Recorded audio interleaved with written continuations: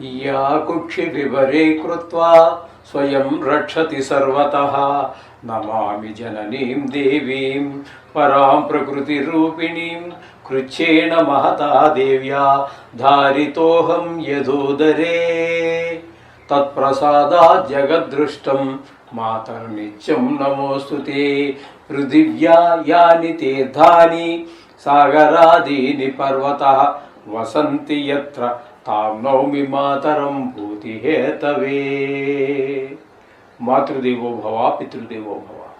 June నెల 2026 సంవత్సరంలో గోచార ఫలితాలు ద్వాదశ రాశుల వారికి ఏ విధంగా ఉంటాయో తెలుసుకునే ప్రయత్నం చేద్దాము. అది కూడా సశాస్త్రీయంగా.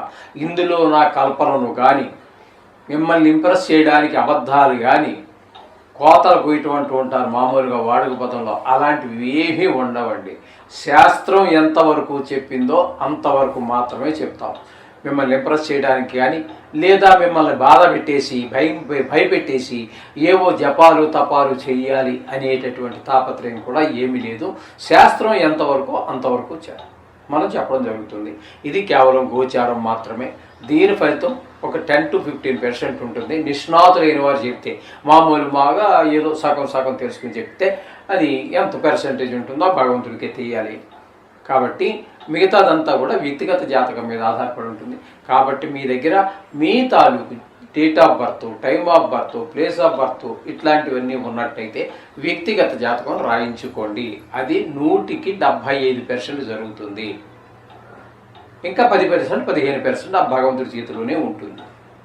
అంచేత దీనికి మీరు ఏదో ప్రిఫరెన్స్ ఇచ్చేయక్కర్లేదు. ఈ యూట్యూబ్లో చూసి చాలామంది ఫోన్ చేస్తున్నారు. చాలామంది గురువుగారు మీరు ఒక్కరే చెప్తున్నారు, అందరూనేమో ఏదో నీకు లక్షలు వస్తాయి, కోట్లు వస్తాయి. ఏమీ రావు నాయన, నీకు కోటి రాదు, లక్ష కూడా రాదు. అంచేత అటువంటివేమి నువ్వు భ్రమణ పెట్టుకోవద్దు. నీ శ్రమను నువ్వు నమ్ముకో, దేవుణ్ణి నమ్ముకో, నీ శ్రమను నమ్ముకో, నిన్ను నువ్వు నమ్ముకో. ఇది నేను చెప్పదలుచుకున్నది. అంటే గోచారం ఏంటంటే, ఈ గ్రహాలు ఏంటంటే మనకి రాబోయేదాన్ని సూచిస్తుంది. అది ఎప్పుడు నాకు పూర్తిగా తెలిస్తే మీకు నేను సూచించగలను. నాకే ఏమీ తెలియకపోతే నేనేం చెప్పాలి? ఏదో కథ చెప్పాలి. అంచేత వాటి మీద పెద్దగా ఆధారపడకండి. వ్యక్తిగత జాతకం మీద ఎక్కువ ఆధారపడండి. అది చాలా వరకు నిష్ణాతులు కావాలి. దానికి కూడా గోచారానికే కాదు, జాతకం రాయాలని కూడా నిష్ణాతులైన వారు ఉంటేనే మాత్రమే జరిగే అవకాశం ఉంది. ఇది గమనించగలరు. కుంభరాశి వారికి జూన్ నెల 2026 సంవత్సరంలో గోచార ఫలితాలు ఏ విధంగా ఉంటాయో సశాస్త్రీయ పద్ధతిలో తీసుకునే ప్రయత్నం చేద్దాము. కుంభరాశి వారికి జన్మంలోనే రాహు జన్మంలోనే రాహు అన్నట్టయితే మీకేమవుతుంది? మనకి చెడు అలవాట్ల వైపు, చెడు ప్రవర్తన వైపు ఎక్కువ మనసు మలుతూ ఉంటుంది. దానికి తోడు ఈ విషక్రిములు ఉన్నాయి చూసారా, బొద్దింకలు, బల్లులు, దోమలు, తేళ్లు, జెర్రులు, పాములు, ఇట్లాంటి వాటి వలన కూడా కొన్ని ఇబ్బందులు ఏర్పడేటటువంటి అవకాశం ఉన్నది. కాబట్టి అది గమనించుకోండి. అలాగే ద్వితీయ స్థానంలో శని అంటే ఏలినాటి శని ద్వితీయ స్థానంలో ఉంది. అంటే ధనానికి లోటు, కుటుంబంలో ఆహ్లాదకరమైన పరిస్థితులు కనిపించవు. కంటి వ్యాధులు ఉన్న వారికి కొంచెం ఎక్కువగా ప్రకోపించేటటువంటి అవకాశం ఉన్నది. మాటలో కూడా కఠినత్వం పెరుగుతూ ఉంటుంది. మాట ద్వారానే మంచి స్నేహితులు ఏర్పడినా, చెడ్డ శత్రువులు ఏర్పడినా, మంచి మిత్రులు శత్రువులుగా మారిన, ఇవన్నీ కూడా మాట ద్వారానే ఏర్పడుతూ ఉంటాయి. కాబట్టి ఈ శని యొక్క ప్రభావం చాలా తీవ్రంగానే ఉంటుంది. ఇక కుజుని యొక్క సంచారం తీసుకున్నట్టయితే తృతీయ స్థానంలో 20 రోజులు, చతుర్థ స్థానంలో 10 రోజులు సంచారం చేస్తూ ఉన్నారు.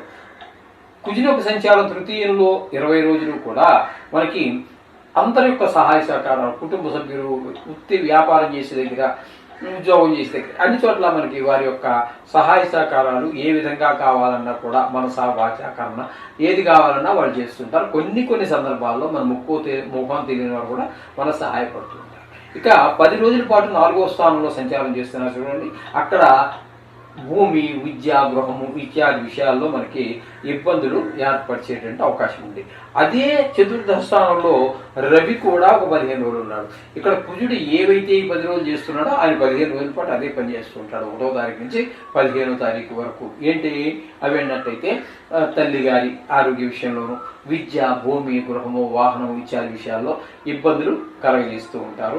అందుచేత ఇక్కడ చతుర్థ స్థానంలో రవి, కుజ ఇద్దరూ కూడా అనుకూలమైనటువంటి ప్రదేశం కాదు కాబట్టి వారికి రియల్ ఎస్టేట్ వ్యాపారికి, వాహనాలు అమ్ముకునేటటువంటి వారికి కూడా ప్రతికూలమైన కాలంగా మీరు భావించండి. అలాగే గురువు 5వ స్థానంలో ఒక్కరోజు ఉంటారు. ఆ ఒక్కరోజు వదిలిపెట్టేసి అంటే 5వ స్థానంలో ఉండడం మంచిదేను. ఓకే, మీకు ఎక్కువగా 29 రోజులు మీకు 6వ స్థానంలో ఉన్నారు. గురు బలం లేనట్టే. తద్వారా అనారోగ్యాలు పొడజూపేటువంటి అవకాశం ఉంటుంది. అప్పు కావాలన్నా పుట్టదు. మీరు ఎవరికైనా అప్పు ఉంటే దాన్ని ఇచ్చేయాలని చెప్పేసి మాట ఇచ్చేసారు, కానీ ఎలా ఇవ్వాలో తెలియనటువంటి పరిస్థితులు ఏర్పడుతూ ఉంటాయి గురువు 6వ స్థానంలో ఉండటం వలన. ఇకపోతే శుక్రుని యొక్క సంచారం తీసుకున్నట్టయితే 5వ స్థానంలో ఒక 8 రోజులు, 6వ స్థానంలో 22 రోజులు.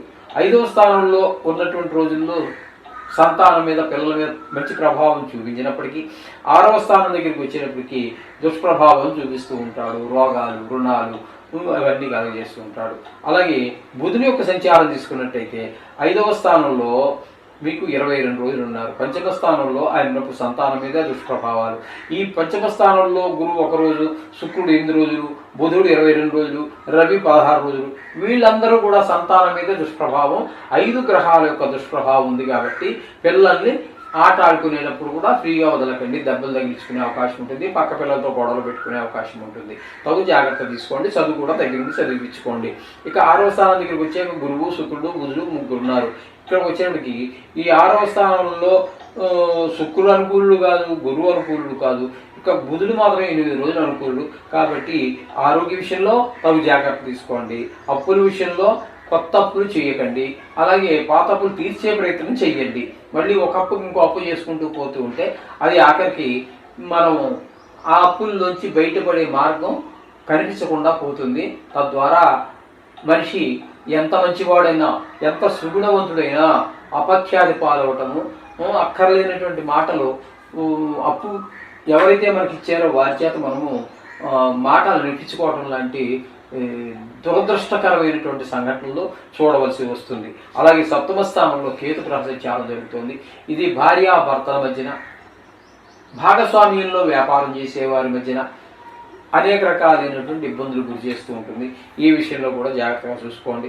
చెప్పాలి అన్నట్టయితే ఇప్పుడు మన కుంభరాశి వారికి రాహు బాగలేడు, శని బాగలేడు, కేతు బాగలేడు, అన్ని ఇంకా చాలా గ్రహాలు, మనకి గురువు బాగలేడు. మరి చెప్పాలి అన్నట్టయితే మరి అందంగా ఉన్నటువంటి గ్రహం చాలా తక్కువగా ఉన్నాయి. కాబట్టి తగు జాగ్రత్త తీసుకుంటూ ఉండండి. చాలా జాగ్రత్తగా ఉండవలసినటువంటి పరిస్థితి కుంభరాశి వారు. ఎవ్వరికి డబ్బులు 1 రూపాయి కూడా అనవసరంగా ఖర్చు పెట్టకండి. ఎవరికి షూరిటీలు లాంటివి ఎవరికి ఉండకండి. రోజు నవగ్రహ జపం చేసుకోండి. ఇంకా వీలైనట్టయితే మనం ఈ పెద్ద గ్రహాలు అయినటువంటి గురువుకి, శనికి, రాహుకి, కేతువుకి 4 గ్రహాలు ప్రధాన గ్రహాలు.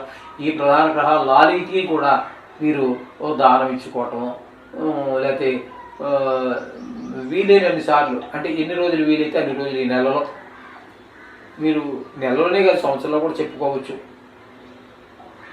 కాబట్టి వీటికి ఏదైనా దానాలు ఇచ్చుకోవటం, లేకపోతే నవగ్రహ పూజ చేయించుకోవటం, మీ ఆర్థిక పరిస్థితి బాగుంటే జప హోమాదులు చేయించుకోండి. వాటికి కూడా మమ్మల్ని సంప్రదించవచ్చు. ఈ విధమైనట్టుగా మొత్తం మీద ఇప్పటి వరకు మనం చెప్పుకున్న వాటిలో కుంభరాశికి ఉన్నంత ఇబ్బందులు మరొక రాశి వారికి గోచారరీత్యా మాత్రమే, జాతకరీత్యా బాగుందనుకోండి, కంగారు పడకండి. మిమ్మల్ని కంగారు పడడం నా ఉద్దేశం కాదు. అది బాగున్నట్టయితే దీని ప్రభావం చాలా వరకు తగ్గింది. ఈ విధమైన పరిస్థితులన్నీ వారికి స్పష్టంగా గోచరిస్తూ ఉంటాయి. ఇకపోతే శుభం భూయాత్.